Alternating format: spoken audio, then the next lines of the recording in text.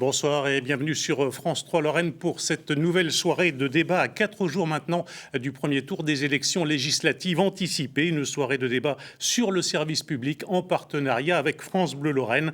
Débat qui respectera les règles de l'équité édictées par l'Arcom. Dans une demi-heure, vous pourrez suivre le débat de la circonscription de Nancy 1 et dans une heure, celui de Saint-Dié dans les Vosges. Mais pour l'instant, on va s'intéresser à la 8e circonscription de la Moselle, celle de Thionville-Ouest, une circonscription qui comprend notamment Hayange, Famec et Florange et qui avait basculé dans le giron du Rassemblement national il y a 2 ans. À mes côtés pour animer ce débat, Anaïg Aude de France Bleu Lorraine. Bonsoir Anaïg. Bonsoir, et on va commencer par présenter les candidats. Bonsoir Laurent Jacobelli. Bonsoir. Vous êtes député Rassemblement national sortant de cette 8e circonscription de la Moselle. C'était votre premier mandat et vous êtes également conseiller régional du Grand Est. Bonsoir Céline Léger. Bonsoir. Vous êtes encartée LFI, vous êtes la candidate donc du nouveau Front populaire et vous vous étiez déjà présentée en 2022 sous l'ancienne alliance de gauche. On parlait à l'époque de la NUPES. Et bonsoir Samuel Zonato. Bonsoir. Vous êtes vous secrétaire fédéral du Parti radical en Moselle et vous êtes le candidat pour ces élections de la majorité présidentielle. Tout à fait. Alors Laurent Jacobelli, on l'a dit, vous avez été élu il y a 2 ans dans cette circonscription. En quelques mots, quel est le bilan de votre mandature, de demi-mandature, si je peux m'exprimer ainsi? Vous intervenez souvent dans les médias parisiens. Est-ce que vous êtes suffisamment présent dans votre circonscription? Je crois que oui, et je crois que les électeurs et les citoyens de ma circonscription le reconnaissent. C'est vrai, vous avez raison, en début de semaine, je suis à Paris à l'Assemblée nationale, mais c'est normal, on a un mandat à exercer, et le reste du temps, je suis sur le terrain ou dans ma permanence où j'ai pu avoir à peu près 600 rendez-vous avec des citoyens. C'est important parce qu'on a finalement 3 vies. La vie politique en tant que telle, la vie de parlementaire législateur à l'Assemblée nationale et puis la vie de terrain. Je pense qu'il faut en sacrifier aucune. C'est comme ça qu'on arrive à capter l'air du temps, à comprendre les préoccupations de nos concitoyens pour les amener après à l'Assemblée nationale où j'ai eu la chance de présenter des projets de loi, faire adopter 124 amendements que j'ai signés ou co-signés. Et quand on est dans l'opposition, c'est rare. Et vous voyez, c'était des amendements de bon sens. On a pu faire avancer des choses en termes de pouvoir d'achat, de sécurité, de bien-être quotidien. Changer au quotidien la vie des gens, ça a été patient, trop court, 2 ans. Il y a encore plein de chantiers à mener, mais je suis sûr que nos concitoyens me feront encore confiance pour continuer ce travail et cette belle relation que nous avons commencé ensemble. Céline Léger, on imagine que du côté du nouveau Front populaire, vous ne partagez pas le même bilan. Mais pas du tout. Donc pour nous, M. Jacobelli est passé par la Lorraine dans son nomadisme électoral. Il n'ambitionne a priori pas d'y rester de toute façon, puisqu'il a des ambitions, on l'entend à travers la presse, des ambitions plus élevées, on va dire, au niveau du gouvernement. Au niveau national, contrairement à ce que M. Jacobelli explique, il n'a pas voté pour le peuple, il a voté contre le peuple sur certaines mesures, comme contre la hausse des salaires et des pensions des minima sociaux, contre le blocage des prix, contre la taxation des superprofits. Les mesures à visée sociale de cette nouvelle élection, elles ont à peu près disparu. Localement, les retours sont plutôt peu flatteurs du côté de l'échiquier politique qui m'intéresse, et beaucoup de photos, beaucoup de selfies, beaucoup de communication, mais je crois que c'est son métier, donc c'est un petit peu plus facile pour lui que pour d'autres. Et puis un travail en collaboration avec les élus quand même compliqué, d'autant qu'on est quand même frontalier avec le Luxembourg et que là-bas il y a quand même un barrage aux élus d'extrême droite, alors qu'on aurait vraiment besoin de travailler avec les élus de l'autre côté de la frontière sur les problématiques de la circonscription. Pour votre information, j'ai obtenu le gel, donc une année supplémentaire de la double imposition, et je crois que vous avez oublié de le souligner. Par contre, une chose a quand même changé, c'est l'ambiance. On sent bien qu'il y a une ambiance qui a changé, donc on va dire qu'il y a une colère et une angoisse sur le territoire. Il faut dire que les gens sont insultés, en tout cas c'est comme ça qu'ils le sentent, à longueur de plateau TV, et effectivement, on a ressenti aussi une espèce de xénophobie décomplexée chez les siens, autour de... Samuel Zonato, quel regard vous portez sur l'action de Laurent Jacobelli? Le regard que je porte est tout à fait partial, donc c'est pas à moi de juger, c'est aux électeurs, c'est aux électrices, mais c'est surtout aux élus locaux, aux maires. C'est eux qui doivent nous faire un retour sur ce qu'a fait M. Jacobelli pendant sa mandature. Les a-t-il aidés? Les a-t-il soutenus? Si c'est le cas, je m'attends à un appel massif des élus locaux, des maires, pour soutenir votre candidature et faire un appel à vos votes. Je ne pense pas que ce sera ainsi. Donc tout ce que je peux dire, c'est qu'un député doit être un facilitateur. Un député doit aider. Il n'est pas omnipotent. Ça, on le sait. D'accord. Donc il doit s'appuyer sur les autres et il doit appuyer les autres. C'est cela pour moi le rôle d'un député et un rôle au niveau local. Vous avez du mal, Laurent Jacobelli, à travailler avec les élus locaux? Non, à 3 exceptions près que je ne vais pas nommer, qui sont des gens sectaires de la gauche, que vous connaissez bien, Madame Léger. Mais moi, j'ai travaillé avec des élus qui n'étaient pas de mon bord politique. J'ai bien évidemment travaillé avec le maire d'Hayange sur l'hôpital d'Hayange, mais ça n'étonnera personne. Sur l'hôpital d'Hayange, sur l'hôpital d'Hayange, il faut remettre les choses au point. Je connais bien la situation. Tout a été fait avant par le député Hamouche. Pardon, excusez-moi de dire. En particulier. Mais quand j'ai eu un rendez-vous à la direction de l'hôpital, la directrice, qui n'est plus en poste, m'a dit « Ah, ça me fait plaisir de voir un député, je ne connais pas, ne serait-ce que le nom de votre prédécesseur. » Mais au-delà de ça, j'ai travaillé aussi, oui, désolé de le dire, pour qu'une brigade de gendarmerie supplémentaire arrive à Mont-de-Lange, maire qui n'est pas de ma couleur politique. C'était un dossier qu'il appuyait, hein. Je suis venu simplement en renfort. Oui, c'est un dossier qui existait déjà. Tout à fait, c'est un renfort, et vous l'avez dit, on n'est pas omnipotent. C'est un travail ensemble. Une maison de santé qui a pu être financée à Clouange, là encore, c'est un travail qui avait été initié par le maire. J'ai juste été un facilitateur. Mais j'ai toujours dit au maire, quelle que soit votre couleur politique, appelez-moi à travailler ensemble, vous êtes élu. Vous êtes légitime. Je suis élu. Je suis légitime. Et pour reprendre votre argument, je leur ai même dit, pour certains, je sais très bien que tu ou vous n'appellerez pas à voter pour moi parce qu'il y a aussi des logiques partisanes, des convictions globales. Pour autant, tant que nous exerçons chacun nos mandats, on a un devoir. Ce devoir, il est envers les citoyens. Et donc, si un maire fait bien son boulot, si le député fait bien son boulot, c'est la vie quotidienne qui s'améliore. Donc il y a eu beaucoup de dossiers qui ont avancé, je suis sûr que vous le savez aussi. Est-ce que les maires appelleront à voter pour moi? Je ne sais pas. Sûrement au second tour, pour faire barrage au pire du pire, à l'horreur de l'extrême gauche, au désarmement de la police, aux propos antisémites, et à la fin des libertés individuelles. Je m'excuse, mais c'est déjà l'inverse. Je peux vous annoncer aujourd'hui que j'ai plus de 100 personnalités politiques, associatives, syndicales, nationales, locales et luxembourgeoises qui soutiennent ma candidature et qui soutiennent le programme que nous portons. Je tiens quand même aussi à rappeler, pour quelqu'un de républicain, M. Jacobelli, je trouve ça un petit peu dommage que vous mettiez en doute les résultats du Conseil d'État qui nous classent, nous, à la gauche et vous, toujours à l'extrême droite. Si vous voulez, madame, vous savez, il suffit d'aller voir vos tweets récents pour voir où vous placez, notamment vos propos sur Israël et les Juifs. Les gens iront voir et verront où vous placez dans l'échiquier politique. Bien sûr, voilà. On a encore beaucoup de sujets à aborder, beaucoup de questions, Anaïg. Laurent Jacobelli, vous avez été élu en 2022 avec 52% des voix. Vous étiez largement en tête au premier tour. Mais vous avez été élu aussi dans un contexte de très forte abstention sur la circonscription. En nombre d'inscrits, pas de votants, mais bien d'inscrits, ça représente 16,64% des voix. Et cela fait de vous l'un des députés les moins bien élus de France. Est-ce que vous redoutez, vous, finalement, un regain de participation? On parle beaucoup de mobilisation en ce moment. Est-ce que ça pourrait jouer contre vous? Et ça, je ne suis pas devin. Moi, ce que je regrette dans l'histoire, c'est que peu de gens se soient mobilisés la première fois. Et j'ai envie de dire, ça va peut-être vous étonner, quel que soit leur camp politique. Moi, je suis très attaché à notre démocratie, à notre République. Je suis très attaché à l'Assemblée nationale en ce qu'elle doit être représentative du peuple. Et j'appelle ceux qui nous regardent à aller voter le 30 juin et le 7 juillet. En leur âme et conscience, parce qu'on est à un moment historique pour notre pays. Notre pays est face au mur de la dette. Notre pays n'a jamais connu autant d'insécurité, autant d'immigration. Jamais le pouvoir d'achat n'a été aussi endommagé que depuis ces années. Et donc, il faut reprendre son avenir en main. Et pour reprendre son avenir en main, certains disent qu'il faut faire la lutte dans la rue et ne reconnaissent pas le résultat des urnes. Ce n'est pas mon cas. Moi, je crois qu'il faut aller voter et aller voter massivement. Donc non, je ne redoute pas. Au contraire, j'espère qu'il y aura participation.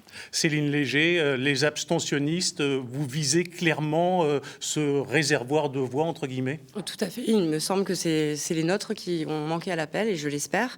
On s'attend à un niveau de participation de l'ordre de 60%, alors que, on l'a dit, il y a 2 ans, la participation était beaucoup plus faible. On attend une forte participation. On a vu aussi les procurations qui étaient demandées par milliers. Donc ça démontre, je l'espère, que le peuple français a compris la gravité de la situation. Nous ne pouvons pas être gouvernés par l'extrême droite en France. On a déjà essayé d'ailleurs. Nous, on est plutôt sur le modèle de 36 que sur le modèle de 40. Samuel Zonato, vous représentez la majorité présidentielle, alors qu'Emmanuel Macron fait figure de repoussoir en ce moment pour de nombreux Français. Est-ce que l'étiquette n'est pas un peu compliquée à porter? Il n'y a pas d'étiquette compliquée à porter à partir du moment où on est fier de ses valeurs. Monsieur Macron n'est pas populaire, certes, mais aucun président en fin de mandature n'était populaire. Chirac a été populaire après son départ de l'Élysée. Donc, ce qui ne compte pas, c'est la popularité ne compte pas tant que ça. Ce qui compte, c'est les valeurs et ce que l'on peut proposer.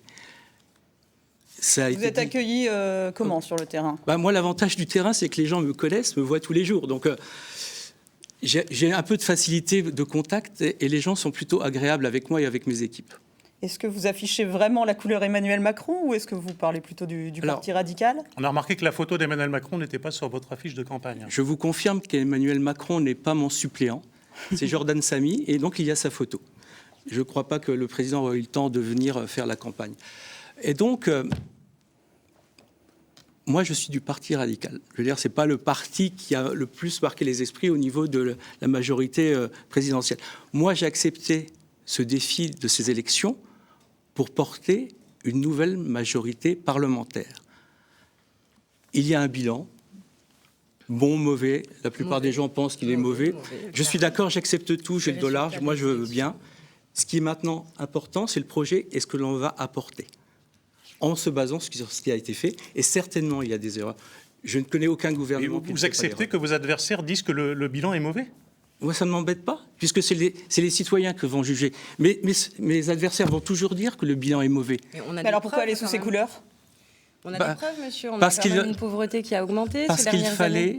On a un quand même bloc des riches central plus et il riches. fallait une candidature pour réunir le plus de monde possible, des sociodémocrates aux centristes, en passant par les gaullistes.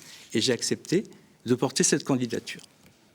Est-ce que ça fait pas aussi, ça n'agace pas un peu les Français de voir qu'on stigmatise un peu ceux qui voteraient pour un des deux blocs, extrême droite, extrême gauche? Alors, il ne faut jamais stigmatiser les électeurs. On peut stigmatiser les programmes, mais on ne peut pas stigmatiser les électeurs. Laurent Jacobelli, on va parler programme.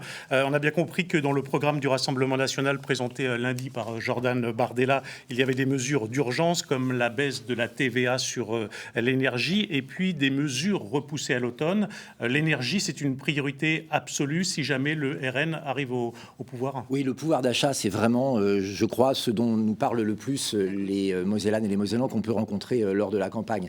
Quand on voit que l'électricité a augmenté de 45% en 2 ans, quand on voit que la première mesure de M. Attal, arrivé Premier ministre, c'était d'annoncer une augmentation d'abord de l'électricité, puis du gaz de 12%. Là, le 1er juillet, je vous le dis, nous reviendrons dessus si nous avons la majorité absolue. Et donc, il y a des mesures très concrètes, très rapides que l'on peut prendre là tout de suite. Par exemple, cette baisse de la TVA, vous l'avez dit, la faire passer de 20% à 5,5%. Ça, c'est possible techniquement? Alors, c'est techniquement possible. Il y a C'est pas un possible. bémol, c'est l'essence. Pour tout le reste, c'est possible. Ça dépend de l'État français. Les directives européennes le permettent. Là où c'est plus compliqué, c'est l'essence et le fuel. Les directives européennes disent 15% minimum. Mais il y a une possibilité de négocier. La Pologne, l'Espagne, le Portugal ont négocié avec la Commission européenne, qui l'ont accepté pour baisser le taux de TVA.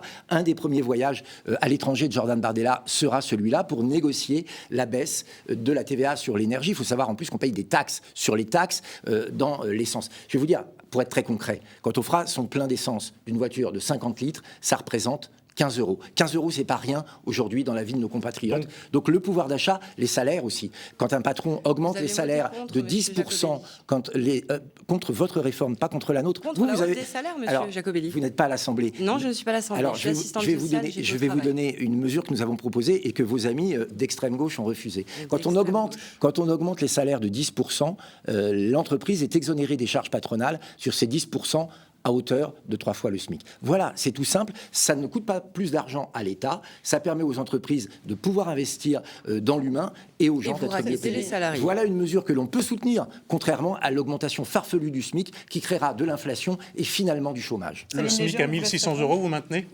Bien sûr, et encore une fois, le Rassemblement national montre que c'est une arnaque sociale. Ils font des propositions, mais ils appauvrissent ou l'État par la baisse de la TVA, ou les salaires le salaire qui est mis de côté, vous puisque êtes les gonflé. cotisations 250 milliards d'impôts Excusez-moi, monsieur supplémentaires Jacobelli, par je ne an. vous ai pas Si coupé, et c'est quelqu'un assez appauvrit pénible quelqu'un, c'est Madame de Léger, vous fini. entendre parler. S'il vous plaît. Joli esprit Donc, démocratique. Voilà, écoutez, on a C'est un bien, petit peu on une vous overdose. On a un petit peu une overdose de vous dans On la vous circonscription. découvre. On vous Les gens n'en découvre. peuvent plus. Ils On allument vous la télé, ils découvre. vous voient. Et, C'est sûr que ils vous, en on ne peuvent vous voit plus. pas beaucoup. Mais moi, je travaille, Monsieur Jacobelli. J'essaye de Ah, ça, réparer. vous y êtes Oui. remise. Bah, tant mieux. Bien sûr, je me suis toujours remise après la dernière élection. Nous avons un travail. Il faut bien vivre. C'est bien. D'accord. Et donc, je suis assistante sociale et je répare les vies gâchées par les politiques menées ces dernières années. D'accord. Vous parliez de l'électricité. Moi, cet hiver, je n'ai eu que des personnes âgées dans mon bureau. Des personnes âgées qui, pour la première fois, venaient demander de l'aide pour payer leurs factures d'électricité, qui avaient fini de prendre tout ce qu'ils avaient pu mettre de côté, souvent des veuves d'ailleurs, et puis qui venaient à la dernière minute nous demander de l'aide. C'est inacceptable dans le pays français. Il y a 9 millions de personnes qui disent avoir faim, qui ne pas manger à leur faim. Voilà. Et je reviens sur les propositions que le Rassemblement national fait. La baisse de la TVA, c'est de la baisse... ça appauvrit l'État, en fait. Donc, on ne peut pas avoir plus de services publics et en même temps enlever... C'est faux, hein. Bien sûr que c'est vrai. Non, parce que et donc, voilà, avec la hausse du prix de l'énergie, l'État a Laurent gagné une Jacobelli. dizaine de millions supplémentaires, de milliards supplémentaires de TVA, vous voyez. Laurent Qu'est-ce que Jacobelli, vous proposez, alors, on a Céline ? parlé des mesures d'urgence. Il y a également des mesures qui ont été reportées à l'automne, Oui. notamment la réforme des retraites, qui concernerait dans un premier temps, si on a bien compris, uniquement les carrières longues, donc ça. ceux qui ont commencé Avant 20 à ans. travailler avant 20 ans. Cela veut dire que pour les autres, la réforme Macron reste à peu près en l'état ? Non, non, non. À partir c'est de pire. l'automne, on va commencer les réformes de fond. La réforme des retraites en est une. Elle va être faite par paliers, j'allais dire plusieurs étages de la fusée. Le premier étage, c'est l'urgence et c'est le pouvoir d'achat. Ceux qui ont commencé à travailler jeunes, avant 20 ans, en général, c'est les métiers les plus pénibles. Hein, et donc, c'est pour eux que la retraite est le plus nécessaire, le plus impérieuse. 20 ans, si on a travaillé avant, c'est 60 ans l'âge légal, 40 annuités.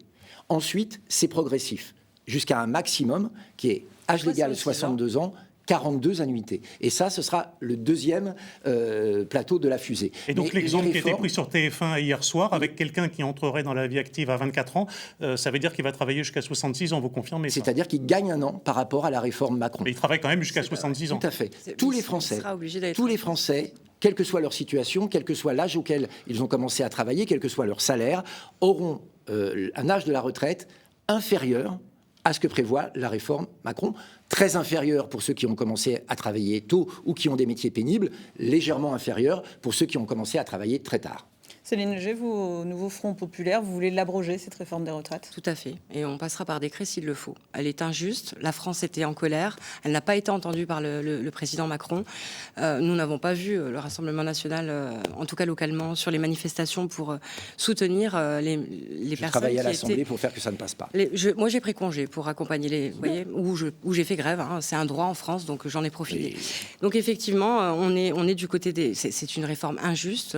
Et j'ai cru comprendre que au niveau de mes concurrents, voilà, 66 ans, c'est très tard. C'est même plus tard que la réforme qui L'âge avait été légal, c'est décriée 62 ans. par celle d'Emmanuel Macron. Monsieur Bompard est arrivé hier sur le plateau de TF1 à 64 ans et il expliquait que la réforme à 60 ans, quand on prenait sa réforme Nous à 60 pourrons partir à 62 ans avec notre réforme. Quand- Et oui, mais puis- pas à taux complet. Non, Et pas ça, à vous taux ne l'avez complet. pas dit. Ah, Hier, bien sûr, monsieur il l'a Bompard l'a dit, révélé. mais il suffit de lire Donc les vous allez programmes, créer monsieur une nouvelle Jacobelli. pauvreté. Et c'est Pas du finalement tout. pas très Pas juste. du tout. On laisse le choix aux personnes D'être pauvre de ou d'être pauvre. partir un peu plus tôt. Mais étant donné que nous, on augmente les salaires, de toute façon, alors mais que vous voilà. y refusez... Une vision de l'économie un peu particulière. Tout mais- à fait, de mais gauche, qui est monsieur. curieuse. De gauche Céline gouvernementale. Léger, j'ai une question rapide à vous poser. En cas de victoire de votre camp, qui va à Matignon ? Jean-Luc Mélenchon ou pas Jean-Luc Mélenchon ? Alors oui, j'ai cru comprendre que c'était la question qui était posée dans tous les médias. Pour moi, la question ne se pose pas aujourd'hui. La question, c'est de faire gagner le nouveau Front populaire. On a, il me semble, pas il me semble, je suis sûre, il y a un accord national entre toutes les forces de gauche et on discutera de cette personnalité Vous étiez au moment contre venu. cet accord d'ailleurs. Vous l'avez écrit. Je compte de quel accord, monsieur Le Jacobelli? nouveau Front populaire, vous Ah avez bon dit ça sert à rien. Il y a Ah bon LFI. Ah oui. bah, alors, encore un mensonge, ouais. Bah, on ira voir vos c'est tweets. comme On le ira voir monsieur vos qui n'était pas tweets. content de On vous ira voir, voir vos tweets, puisque madame. vous vous Tout moquez est, des tout personnes est âgées marqué. sur le marché de Famec, Qu'est-ce que et que vous vous avez racontez estimé que c'était quelqu'un de mon équipe. Je vous assure, là, face caméra, non, ce n'est pas quelqu'un de mon équipe. Vous faites Il une faut référence à une entendre- altercation qui a eu le week-end dernier Tout sur à le fait. marché de Une des Famec personnes, avec une un... des personnes qui a, Tout à fait. qui a excité cette nous personne avons et d'ailleurs dans pas les du tout, couloirs. pas du tout. Et là, c'est un mensonge. Ah non, madame. C'est un mensonge. Vous savez, il y a des témoins, encore mais c'est un. pas très Mais intéressant, voilà. je pense. Mais effectivement, ça prouve que vos discours de haine et de division envers certaines populations a des conséquences. Ça, c'est votre bilan. Laurent Madame, Jacobelli. Quand vous comparez, madame, après les attentats du 7 octobre, les juifs à des nazis, s'il y a quelqu'un ici qui prône la haine, Alors c'est écoutez, vous. je suis tout à fait tranquille avec Vous, ça. personnellement, Oui, hein. tout à fait tranquille Oui, avec c'est ça. ce que vous avez écrit. C'est pas vrai. Donc Quand il y a un vous moment dites donné. au revoir Meir Voilà. Habib, bonjour Donc Rima c'est un petit Hassan. peu difficile de faire un débat avec. On vous laisse oui, mais- répondre, avec- Céline oui, Léger, oui, sur parce cette que, question. Puisqu'on parle de haine, Dans notre programme que nous avons signé, il est bien noté, et de toute façon, Monsieur Jacobelli, j'ai eu mon enfant en janvier 2022, d'accord. Je suis allée voter à droite pour faire barrage au Front National.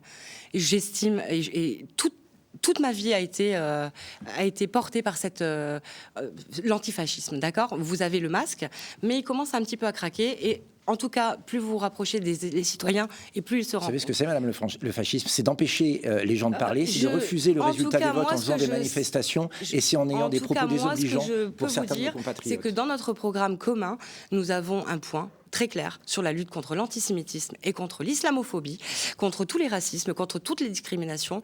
Et on se rend compte qu'à l'exercice, eh bien, vous n'avez pas atteint la concorde que vous promettiez. Laurent d'instaurer. Jacobelli, si le Rassemblement national gagne ces élections, est-ce que vous êtes candidat à un poste de ministre? Et si oui, lequel? Non, je suis candidat à être député de la 8e circonscription de la Moselle. Et croyez-moi, il y a du travail, C'est beaucoup de travail. Vous refuseriez un Parce que le poste de travail n'a ministre? pas été Refuseriez. fait. Effectivement, il y a beaucoup de je veux travail. Je suis continuer d'accord avec vous. mon mandat, je veux continuer à aider mes concitoyens. Je ne sais pas si j'accepterai ou refuserai. C'est aujourd'hui pas du tout ni ma demande, ni, je crois, le sujet. Je pense que je suis là, moi, pour m'intéresser à la vie de nos concitoyens. En tout cas, je soutiens pleinement, puisque c'est votre question, Jordan Bardella pour devenir le Premier ministre de la France, un Premier ministre de la Concorde, d'un gouvernement d'union nationale qui va chercher au-delà de notre famille politique, parce qu'il faut ressouder une nation qui a été brisée assez volontairement par Emmanuel Macron, qui a joué la carte des uns contre les autres, et la protéger du danger de la fin de la liberté d'expression, du danger d'une économie aberrante qui nous amènerait dans le mur, du danger de l'insécurité en désarmant la police, comme le représente le courant de pensée, la France insoumise. Donc Alors- c'est un moment très important, et je veux jouer mon rôle en tant que député pour soutenir la majorité de Jordan Bardella. À ce stade du débat, on arrive à une des problématiques importantes de la circonscription. Je veux parler des questions de mobilité en direction du Luxembourg. Chaque jour, plus de 120 000 frontaliers se rendent au Grand-Duché pour y travailler. En décembre dernier, l'ex-ministre des Transports Clément Beaune a annoncé que le projet de l'A31 bis allait enfin se réaliser après des décennies d'atermoiement.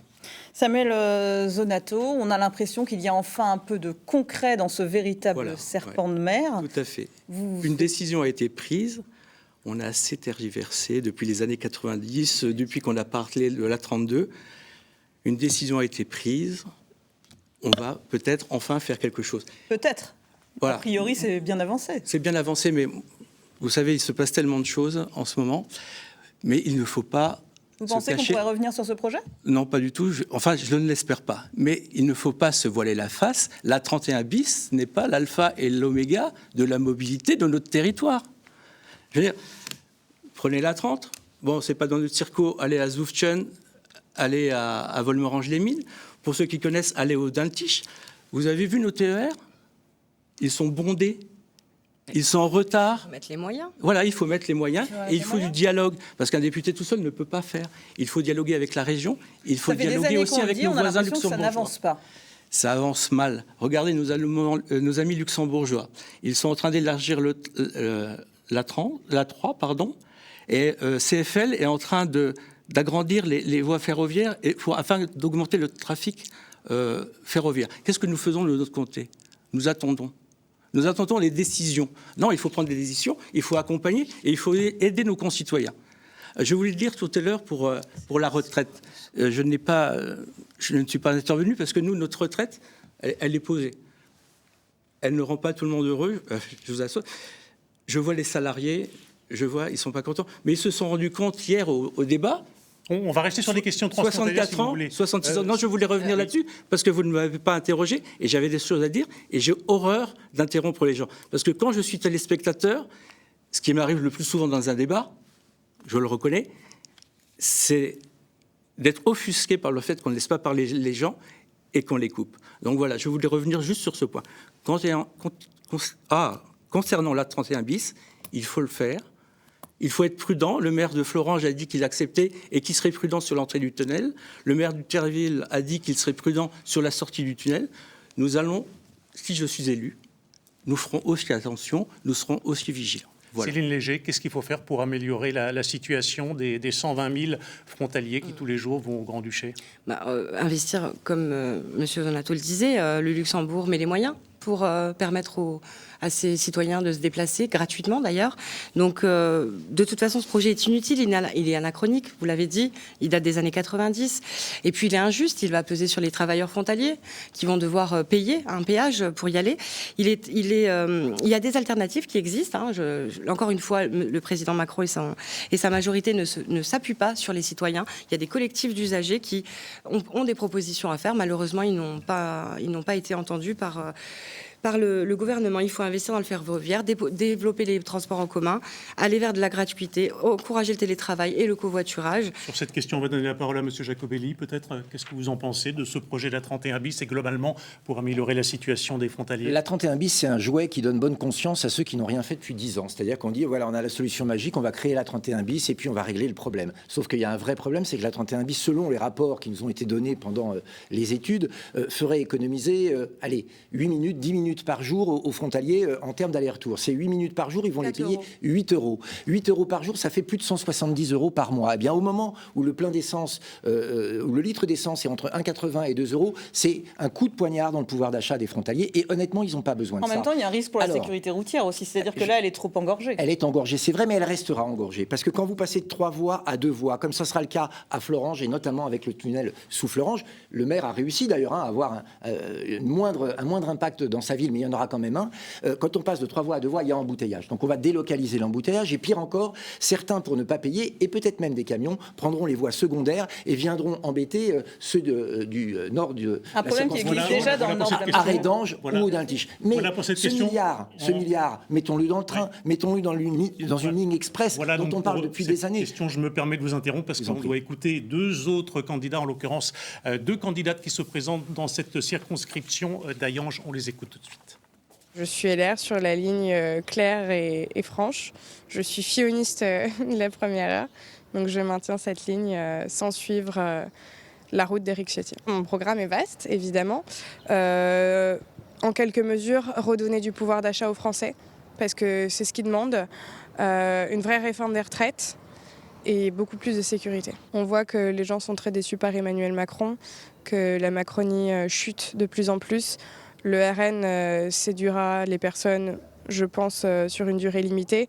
Et pareil pour le bloc de gauche qui s'effondrera peu à peu. Je me présente pour faire entendre le camp des travailleurs, pour donner un autre choix aux électeurs que de confier leur sort entre les mains de gens qui, sitôt élus, ne font que défendre les intérêts des possédants. Et d'élection en élection, on voit ce que ça donne. L'amertume grossit et c'est sur ce terreau que poussent les idées nauséabondes véhiculées par l'extrême droite. Les mêmes qui prétendent être un rempart contre la montée du Rassemblement national, eh bien ce sont eux qui sont responsables de cette situation. C'est déjà l'heure de vos conclusions. Samuel Zonato, le tirage au sort vous a désigné pour commencer. 30 secondes pour convaincre. Alors, comme vous avez pu le constater, je ne suis pas un homme politique, je ne suis pas un habitué des plateaux télévisés. Moi, je suis simplement habitué à la vie quotidienne. Pour les élections, portons les valeurs qui nous rassemblent, les valeurs de la République, luttons ensemble contre le racisme, contre l'antisémitisme, contre l'homophobie, contre toutes les discriminations. Quand des patients viennent me voir, je leur dis « Prenez soin de vous, fuyez les excès ». Ce soir, je vous dis « Prenez soin de la République, fuyez les extrêmes ».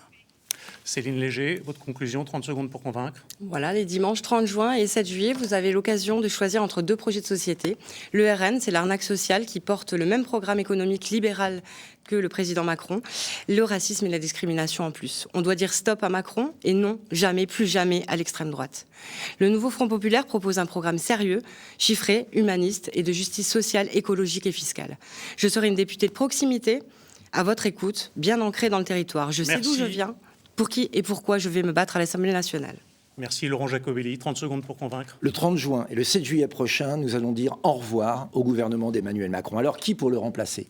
Le chaos, le bruit, la fureur d'une extrême gauche devenue folle, emprunte aux pires excès, ou au contraire, un gouvernement d'union nationale gouverné par Jordan Bardella, dont je serai dans la majorité. C'est important. Je veux continuer avec vous ce travail que nous avons fait, ce travail qui va dans le sens du pouvoir d'achat, de la liberté d'expression, dans le contrôle de l'immigration et de l'insécurité. Vous aurez le choix, le 30 juin et le 7 juillet, entre le chaos total ou l'Union nationale. Merci Laurent Jacobelli, merci à vous d'avoir participé à ce débat, merci Anaïg. La soirée de débat se poursuit sur France 3 Lorraine.